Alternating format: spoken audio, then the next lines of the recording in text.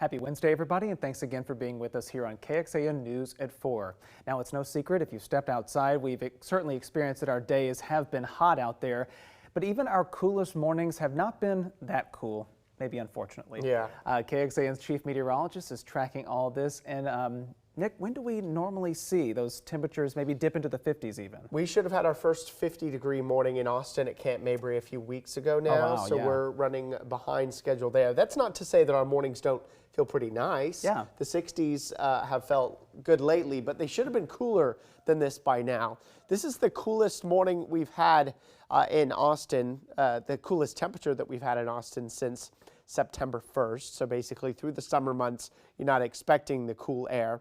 But September 1st, you're kind of thinking it's probably going to arrive, right?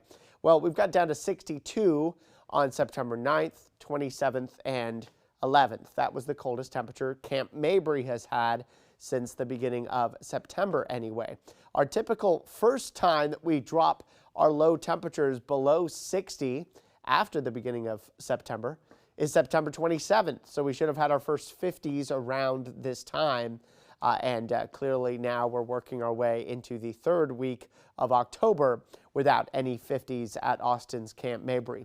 So the cool air is lagging, and we're not forecasting any 50s here over the next several mornings. In fact, tomorrow morning's low of 63, not terrible. But then we'll actually start to see our mornings get warmer as we get into the weekend with a morning low on Saturday of 70. Then our first of two cold fronts knocks us down a little bit, but still no 50s here through Sunday.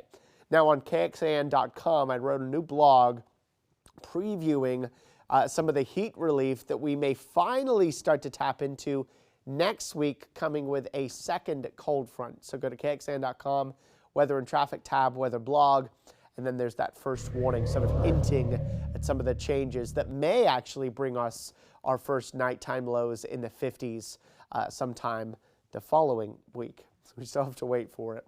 Our Austonian weather camera now looking north, sunshine, plenty of heat. We're up to 92 in Austin.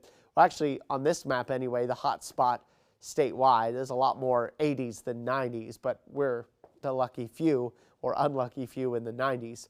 Not much in the way of clouds statewide either. Mostly sunny skies, but here's what's going to happen tonight. We're going to notice our wind direction changing from the east to the southeast.